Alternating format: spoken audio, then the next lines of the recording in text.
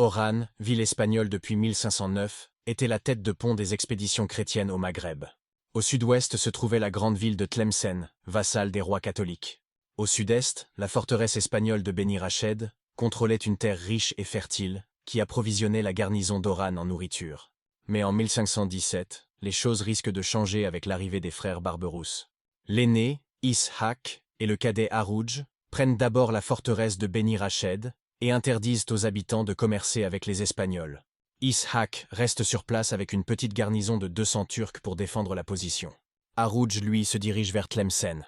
C'est alors que les habitants de la ville, excédés à la fois par la domination des chrétiens et par la politique sévère de leur chef Abu Hamou, et des impôts ayant considérablement augmenté pour financer le tribut annuel versé aux rois catholiques, profitent de la nouvelle pour se révolter. Arrivant à Tlemcen, la ville s'offre à Harouj, qui y rétablit l'ancien sultan Abu Ziyan. Disposant de 4000 hommes, il n'en garde que 1000, 3000 étant renvoyés à la capitale Alger, d'une grande importance stratégique, afin de la protéger. Le gouverneur d'Oran, le marquis de Comares, doit alors agir. Il verse une grande somme en or à l'ex-sultan de Tlemcen, qui venait de perdre son trône, pour qu'il recrute des mercenaires locaux, en échange de 60 otages parmi les fils de Cheikh, afin de s'assurer qu'une fois Tlemcen récupéré, il reste soumis à l'Espagne. Le marquis reste à Oran et envoie son suppléant, Martin de Argote, diriger cette armée de 20 000 berbères et 10 000 espagnols, qui marchent vers Tlemcen pour y établir le siège. Harouj demande alors de l'aide au sultan de Fès, avec qui il venait de former une alliance défensive, et à son frère Kheireddin à Alger. Dès que les Espagnols apprennent que 600 hommes sortent d'Alger, sous le commandement de Iskender, un courageux soldat corse converti à l'islam, ils divisent leur armée en deux. Abu Hamou assiège la forteresse de Beni Rached et Martin de Argote la ville de Tlemcen. Les hommes d'Ishaq, renforcés par ceux d'Iskender, sont retranchés dans la forteresse de Beni Rached. Abu Hamou arrive et y établit le siège afin de rendre cette place forte aux Espagnols. Après quelques jours, Iskender fait une sortie avec un petit groupe, à la grande surprise des assiégeants, qui subissent de lourdes pertes. Il parvient même à faire 160 prisonniers, qu'il emmène avec lui dans la forteresse. Quelques jours plus tard, il tente la même stratégie, mais cette fois, l'ennemi est bien préparé. Un espion ayant informé les Espagnols, de nombreux canons à mitraille ont été dissimulés face à l'endroit exact où les défenseurs doivent sortir. Au moment de l'assaut, Iskender et ses hommes sont fauchés par les tirs, causant un grand nombre de morts et de blessés. Leur chef lui-même mourra de ses blessures 2 jours plus tard. Soudain, une grande explosion se fait entendre. Les Espagnols viennent de faire exploser un mur en y déposant des barils de poudre, créant une brèche. Mais Ishaq et ses hommes parviennent à repousser l'ennemi, qui préfère arrêter l'assaut. Les troupes de Beni Rached sont pour la plupart blessées, sinon affamées et fatiguées, lorsqu'un émissaire se présente, proposant de laisser les Turcs rentrer sains et saufs à Alger, avec les honneurs, armes à la main. Ainsi l'aîné des Barberousse s'adresse à ses soldats. « Qu'en dites-vous, ô mes braves soldats? Vous avez entendu comme moi ce que cet émissaire vous propose ?» Qui lui répondent. Il est sûr que la vie est meilleure que la mort. Retournons à Alger, et nous reviendrons à nouveau récupérer la forteresse. Ceci est notre avis, mais le dernier mot te revient. Tu es plus connaisseur que nous de ce qu'il faut faire. Ainsi il consent à abandonner Beni Rached et se met en marche avec sa troupe affaiblie vers Alger. Les Espagnols n'avaient aucunement l'intention de respecter leur offre. À peine a-t-il commencé à s'en éloigner qu'un régiment espagnol s'approche d'eux, leur chef criant « Déposez vos armes! Ne vous suffit-il pas de rentrer chez vous sains et saufs ?» Alors Ishaq répondit. « La mort est préférable au fait de rendre les armes.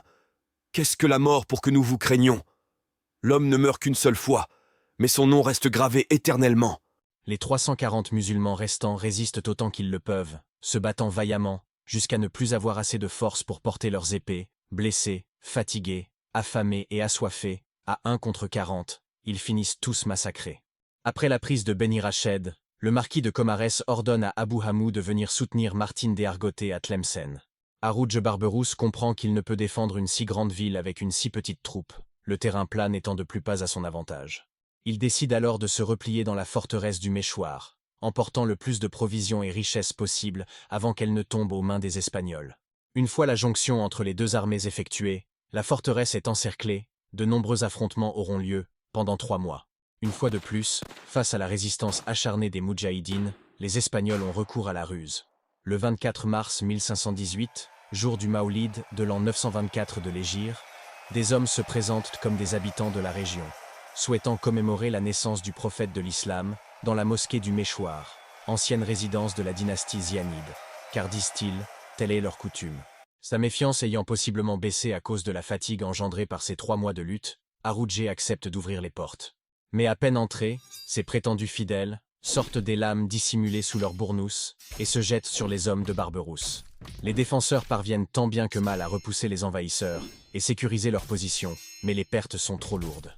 Ne pouvant plus tenir le Méchoir, son frère ayant échoué à Beni Rached et sans aucune nouvelle de son prétendu allié, le sultan de Fès, il décide de fuir vers Alger.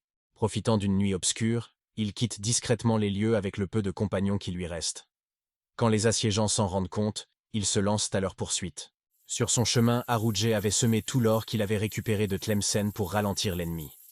Cette tactique fonctionna avec les mercenaires berbères, mais pas avec les soldats chrétiens, déterminés à en finir avec l'ennemi ultime de leur roi. Arrivant près d'un petit pont sur une rivière près de Sidi Bel Abbès, Aroudj parvient à traverser avec une partie de ses hommes. Mais c'est là qu'il voit que l'arrière-garde, chargée de protéger la traversée du groupe, se fait massacrer par les Espagnols. Plutôt que de rejoindre son dernier frère encore en vie à Alger, il fait demi-tour et rejoint le combat. Les marins turcs donnaient depuis longtemps à Aroudj le surnom de Baba, soit papa. Était-il concevable qu'un père puisse fuir et laisser ses enfants sous le coup des épées? Les marins d'Alger, bien que fatigués et accablés par la chaleur, se battent comme des lions, et comme leurs frères à Beni Rached, tombent tous en martyrs. La tête de Raïs Baba Aroudj dit Barberousse fut séparée de son corps et envoyée en Espagne. Son manteau lui sera converti en chape chrétienne, au monastère de Cordoue.